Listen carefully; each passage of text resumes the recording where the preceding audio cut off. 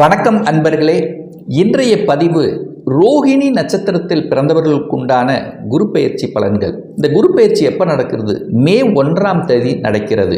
அதாவது மே 1, 2024 மே மாதம் 14, 2025 வரை, அதாவது சுமார் 380 நாட்கள் இந்த குரு பகவான் எங்கே அமரப்போகிறார்னா மேசத்திலிருந்து ரிஷப ராசிக்கு பெயர்ச்சியாக போகிறார். அப்போது இந்த குரு பகவான் கிருத்திகை நட்சத்திரத்திலும் ரோகிணி நட்சத்திரத்திலும் மிருகசீரிடம் ஆகிய இந்த 3 நட்சத்திரத்தின் வாயிலாக தன்னுடைய பலனை கொடுக்க போகிறார்கள். அப்போ ரோகிணி நட்சத்திரம் ரிஷப ராசியில் உள்ளடக்கியது. ரோகிணி 1, 2, 3, 4 நட்சத்திர பாதங்களை கொண்டது. ஆக இந்த ரிஷப ராசியில் இருக்கின்ற ரோகிணி நட்சத்திரத்தில் பிறந்தவர்களுக்கு இந்த குரு பெயர்ச்சியால் என்ன மாதிரியான மாற்றங்கள், என்ன மாதிரியான திருப்பு முனைகள் இருக்கிறது என்று பார்க்கும் பொழுது, இந்த குரு பகவான் பார்த்தீங்கன்னா மே 1ஆம் தேதியிலிருந்து ஜூன் மாதம் 12ஆம் தேதி வரை கிருத்திகை நட்சத்திரத்தில் பிரயாணம் பண்ணுறார். அப்போது இந்த கிருத்திகை என்பது சூரியனுடைய நட்சத்திரத்தில் பிரயாணம் பண்ணும் பொழுது நிச்சயமாக உங்களுக்கு மனதளவில் தைரியங்கள் பெருகக்கூடிய தன்மை, அதாவது எதையும் சாதிக்கலாம், எதையும் செய்யலாம் என்கின்ற அந்த உந்துதலை கொடுக்கக்கூடிய ஒரு காலகட்டமாக இருக்கும்.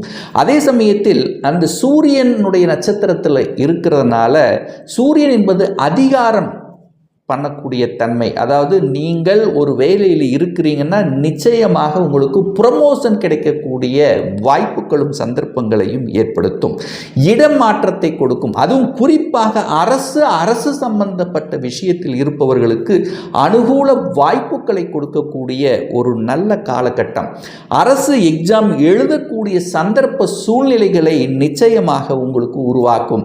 அப்போ அரசு எக்ஸாம் எழுதி அதில் வெற்றி பெற்று அதில் போய் பணிபுரியக்கூடிய வாய்ப்புகளையும் சந்தர்ப்பங்களை ஏற்படுத்தும். இதுவரைக்கும் அந்த எண்ணமே வரல, அரசு எக்ஸாம் எழுதணுங்கிற எண்ணமே வரலாதவங்களுக்கு கூட இப்போ அந்த எண்ணம் வந்து அதில் எழுதி வெற்றி பெறக்கூடிய வாய்ப்புகளும் சந்தர்ப்பங்களும் இருக்கிறது. தொழில் சார்ந்த விஷயத்தில் வெற்றி, அதாவது புதிய உத்தியோகங்களை, அதாவது உத்தியோகங்கள் அப்படின்னாலும் ஒரு உத்தியோக மாற்றங்களும் உங்களுக்கு கிடைக்கும். என்ன மாற்றம் கிடைக்கும்? இதுவரைக்கும் நான் படிக்காமல் ஏதோ ஒரு வேலையில் இருக்கிறேன் அப்படின்னா இப்போ உங்கள் படித்த படிப்புக்குண்டான வேலை கிடைக்கக்கூடிய சந்தர்ப்பங்களை ஏற்படுத்தும். அதே சமயம் இந்த ஜூன் மாதத்திலிருந்து ஆகஸ்ட் மாதம் வரைக்கும் அந்த 2 மாதம் பார்த்தீங்கன்னா ரோகிணி நட்சத்திரத்திலேயே இந்த குரு பகவான் பிரயாணம் பண்ணுறார். அப்போ நிச்சயமாக அந்த ரோகிணி அப்படிங்கிறது சந்திரன் உங்கள் ராசிக்கு 3க்குரியவன் அல்லவா. அந்த 3 என்பது மன தைரியத்தை கொடுக்கக்கூடிய இடம் அல்லவா, உற்சாகத்தை தரக்கூடிய தன்மை.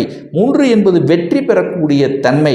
அப்போ பிரயாணங்கள் மூலமாக அனுகூலங்கள், ஆதாயங்கள் கிடைக்கக்கூடிய வாய்ப்புகளை ஏற்படும்.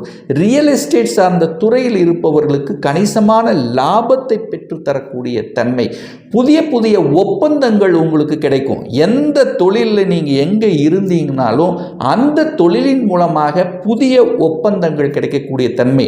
அதுவும் குறிப்பாக கலை சம்பந்தப்பட்ட துறையில் இருக்கின்ற இந்த ரோகிணி நட்சத்திரத்தில் பிறந்தவர்களுக்கு கலைத்துறையில் புதிய வாய்ப்புகள், புதிய ஒப்பந்தங்கள், அதில் ஈடுபடக்கூடிய வாய்ப்புகள், சந்தர்ப்பங்கள். அதுவும் குறிப்பாக மியூசிக் சம்பந்தப்பட்ட துறையில் இருப்பவர்கள், எழுத்து சம்பந்தப்பட்ட துறையில் இருப்பவர்களுக்கு புகழ் பெறக்கூடிய வாய்ப்புகள் இருக்கிறது. மீடியா சம்பந்தப்பட்ட துறையில் இருப்பவர்கள் வியாபாரம் சம்பந்தப்பட்ட வியாபார நுணுக்கங்களை கையாளக்கூடிய தன்மை. சிறு குறு இந்த மாதிரி சின்ன வியாபாரம் எது இருந்தாலும் அவங்களுக்கு லாபத்தை அடையக்கூடிய வாய்ப்புகளையும் சந்தர்ப்பங்களை ஏற்படுத்தும். ஒப்பந்தங்கள் கிடைக்கக்கூடிய தன்மை, அதாவது பத்திரப்பதிவு நடக்கக்கூடிய ஒரு காலகட்டமாக அமையும். பத்திரப்பதிவு என்ன? ஒரு வீடு வாங்கணும் என்று நினைத்தவர்கள், ஒரு இடம் வாங்கணும் என்று நினைத்தவர்கள் சம்பந்தப்பட்டவர்கள் அல்லது இடர் பிரச்சனையாக இருந்து ஒரு வம்பு வழக்கோ இருந்து அதிலிருந்து விடுதலை பெற்று வேறு இடத்தை வாங்கக்கூடிய யோகங்கள், அப்போ நிலம், வீடு, வண்டி, வாகனங்கள் வாங்கக்கூடிய ஒரு அற்புத காலகட்டமாக உங்களுக்கு அமைகிறது.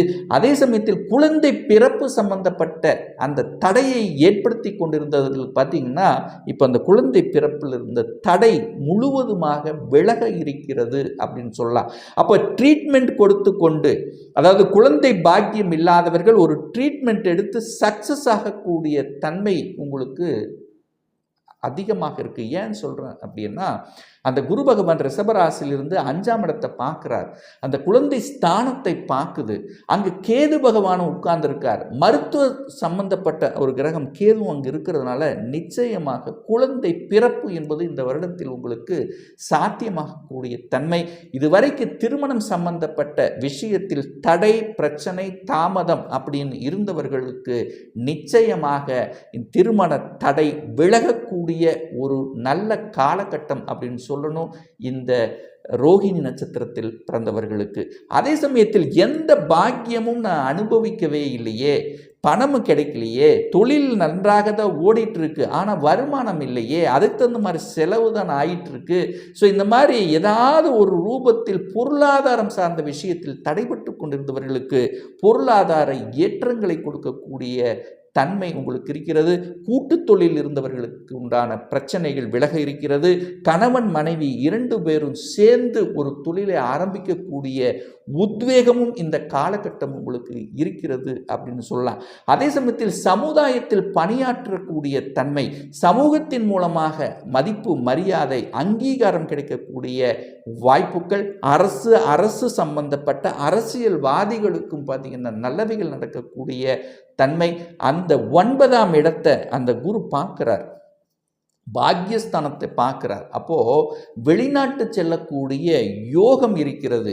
அப்போது நிச்சயமாக ராகு 11ல் இருக்கார். அப்போது வெளிநாட்டு யோகம், வெளிநாட்டு தொடர்பு, ஏற்றுமதி இறக்குமதி சம்பந்தப்பட்ட விஷயங்கள், வெளிநாட்டில் போய் வேலை பார்க்கக்கூடிய தன்மை, அல்லது இங்கே இருந்தாலும் எம்என்சி கம்பெனியில் வேலை பார்க்கக்கூடிய தன்மை, அதர் காஸ்ட் மூலமாக உங்களுக்கு நன்மையும் புதிய புதிய வாய்ப்புகளும் கிடைக்கக்கூடிய தன்மைகளை பெற்றுத்தரும். ஸோ ஆக மொத்தம் பார்க்கும் பொழுது இந்த ரோகிணி நட்சத்திரத்தில் பிறந்தவர்களுக்கு இந்த குரு பயிற்சியினால் மனம் சார்ந்த விஷயத்தில் சின்ன சின்ன கன்ஃபியூஷன் இருக்கத்தான் செய்யும். அப்படி இருந்தாலும், ஏன்னா ரோகிணிங்கிறது சந்திரன் அல்லவா, சந்திரன் என்பது வளர்வதும் தேய்வதும் அல்லவா, அப்போ எந்த ஒரு புதிய விஷயமாக இருந்தால் ஒரு தடவைக்கு 2 தடவை கொஞ்சம் யோசித்து செயல்படணுங்கிறத மட்டும் ஞாபகத்தில் வைத்துக் கொள்ளுங்கள். எதிர்ப்பு சார்ந்த விஷயங்களை சமாளிக்கக்கூடிய ஆற்றல் இருக்கிறது. ஸ்ட்ராட்டஜிக் பிளான் அப்படிங்கிறது திறம்பட வகுத்து செயலாற்றக்கூடிய தன்மை.